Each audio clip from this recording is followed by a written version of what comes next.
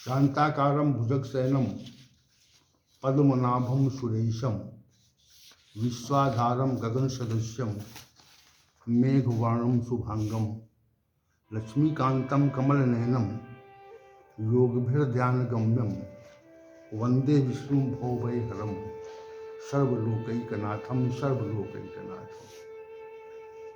वसुदेवसुतं देवं कंसचारूरमर्दनं देवकी परमानंदम कृष्णम वंदे जगतगुरुम कृष्णम वंदे जगतगुरुम। आज हम श्लोक संख्या 25 पर चर्चा करेंगे। श्री भगवान ने कहा, ये जीवात्मा अव्यक्तोयम अचिंत्योयम अविकार्यो मुच्यते तस्मादेवं विदित्वैनं नानुशोचति अर्हसि। श्री भगवान ने कहा, हे अर्जुन, ये जीवात्मा अव्यक्त है, ये जीवात्मा अचिंत्य है, ये जीवात्मा अविकारी है। इसलिए इस जीवात्मा को ऐसा जानकर मनुष्य को कभी शोक नहीं करना चाहिए। ये विशेष बात कही कि अव्यक्त है, अचिंत्य है और अविकारी है। इस प्रकार जीवात्मा के इन तीन विशेष गुणों को इस श्लोक में श्री भगवान के द्वारा व्याख्यापित किया गया। और अव्यक्त जीवात्मा का स्वरूप क्या है और अचिंत्य स्वरूप क्या है और अविकारी स्वरूप क्या है, इस विषय पर हम आज चर्चा करेंगे। संसार के समस्त पदार्थ और ये प्राणियों के समस्त स्थूल शरीर जो आँखों से देखा जा पाना संभव होता है, जिसको हम देख सकते हैं, उसे व्यक्त कहते हैं। इंद्रियां जिसका अनुभव करती हैं और अर्थात इंद्रियों के माध्यम से हम जिन वस्तुओं का अनुभव करते हैं, उनको देखते हैं, वो सब व्यक्त रूप में है। इस संसार में हम अनेक प्रकार के भवन, नदियाँ, पहाड़ आदि आदि बहुत कुछ वस्तुएं देखते हैं तथा शरीर में हाथ, पैर, उदर, मस्तिष्क, पीठ और शरीर के अन्य भी अंग हम उनका दर्शन करते हैं, वो हमको प्रतीत होते हैं। इस प्रतीत होने को व्यक्त कहा जाता है, परंतु जीवात्मा वैसी नहीं है, अर्थात व्यक्त या प्रतीत नहीं होती। हम अपनी इंद्रियों से उसको देख नहीं पाते, इसलिए उसे अव्यक्त कहते हैं। जो वस्तुएं हमें प्रतीत होती हैं वे व्यक्त होती हैं और मनुष्य उनको देख लेता है, परंतु जो व्यक्त नहीं होती उनको मनुष्य देख नहीं पाता। और जो व्यक्त नहीं है वही तो अव्यक्त है। मन बुद्धि के द्वारा हम अनेक वस्तुओं को देखते हैं, उनका अनुभव करते हैं। ये वस्तुओं का व्यक्त स्वरूप है। जिस वस्तु को हम इंद्रियों तथा मन बुद्धि के आश्रय से नहीं देख सकते, उसका अनुभव नहीं कर सकते, उसको अव्यक्त कहा जाता है, अर्थात व्यक्त नहीं है। जीवात्मा का अव्यक्त गुण इसी का प्रतीक है। जीवात्मा को इंद्रिय, मन, बुद्धि के आश्रय से अर्थात सहारे से देखा जा पाना संभव नहीं है। और उस जीवात्मा को हम मन बुद्धि के आश्रय से भी संसार की वस्तुओं की तरह से अनुभव नहीं कर सकते, देख नहीं सकते, ये विशेष बात है। इसी को हम अव्यक्त कहते हैं। जीवात्मा वास्तविक रूप से हमारे शरीर में ही उपस्थित है और फिर भी वो व्यक्त नहीं है। जैसे हम शरीर के आंतरिक अंगों को देख नहीं पाते। वर्तमान में तो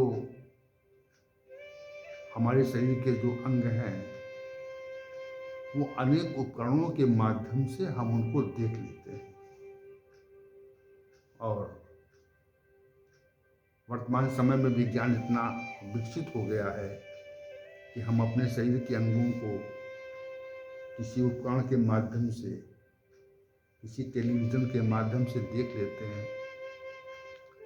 परंतु शरीर के बाह्य अंगों को भी हम देखते हैं और आंतरिक अंगों को भी किसी उपकरण के माध्यम से देख लेते हैं। तो शरीर के बाह्य अंग तो व्यक्त हैं, लेकिन शरीर के आंतरिक अंग जो हैं वो अव्यक्त भी हैं और व्यक्त भी हैं। व्यक्त इसलिए हो गए कि वो किसी उपकरण के माध्यम से देखे जा सकते हैं, परंतु वैसा जीवात्मा के संदर्भ में नहीं है। किसी भी उपकरण के माध्यम से जीवात्मा का दर्शन संभव नहीं है, ये विशेष बात है। इसीलिए इसको श्री भगवान ने अव्यक्तोयम कहा। ये श्लोक संख्या 25 के पूर्वार्ध भाग में पहले कहा अव्यक्तोयम। ये जीवात्मा जो है वो पूरी तरह से अव्यक्त है। परमात्मा भी अव्यक्त है। संपूर्ण संसार में वो प्रकृति के रूप में प्रतीत होता है। इस कारण व्यक्त होता हुआ सा प्रतीत लगता है, आभासित होता है। श्री भगवान ने इसलिए कहा नाहम प्रकाशा सर्वस्व योग माया समावृता, अर्थात परमात्मा योग माया से भली प्रकार आवृत हुआ, सबके प्रत्यक्ष नहीं रहता। यही परमात्मा का अव्यक्त स्वरूप है। परमात्मा अपनी ही योग माया से ढका हुआ है, आवृत है। या यूं कहें कि परमात्मा की माया ने ही उस अव्यक्त परमात्मा को अपने द्वारा आवृत कर लिया है, ढक लिया है। परमात्मा की अपनी ही योग माया से ढका हुआ नाहम प्रकाशा का यही अर्थ है। वो प्रतीत नहीं होता, अर्थात अव्यक्त रहता है।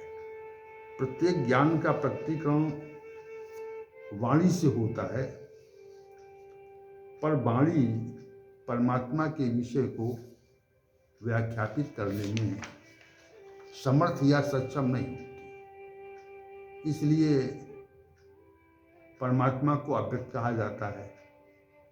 जीवात्मा भी परमात्मा का अंश है।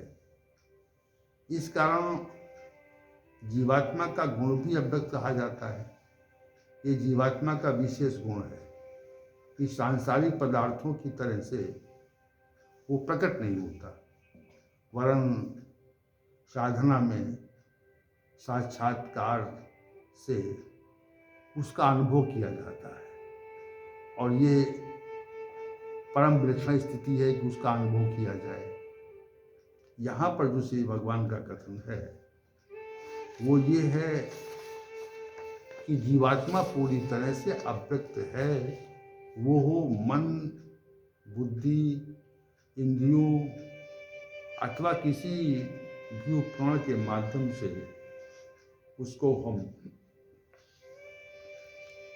सामान्य रूप से देख नहीं सकते। इतना कथन, इतनी प्रस्तुति श्री भगवान ने जीवात्मा के संबंध में की है कि जैसे परमात्मा अव्यक्त है वैसे ही जीवात्मा भी अव्यक्त है। वो भी हमको प्रतीत नहीं होती, परमात्मा का भी हम दर्शन सामान्य रूप से नहीं कर सकते, इसलिए परमात्मा व्यक्त है। और वैसे ही हम आत्मा का भी दर्शन नहीं कर सकते जैसे परमात्मा का दर्शन नहीं कर सकते। तो ये जीवात्मा का विशेष गुण है, जिसे श्री भगवान ने यहाँ पर प्रस्तुत किया है। अब वो अन्य जो शेष दो गुण हैं, जो अचिंत्य हैं, और जो एक गुण है जिसे अविकारी कहा श्री भगवान ने, उस संबंध में हम कल चर्चा करेंगे। ओम सहनावतु सहनौ भुनक्तु सह वीर्यं करवावहै तेजस्विनावधीतमस्तु मा विद्विषावहै। ओम शांति शांति शांति।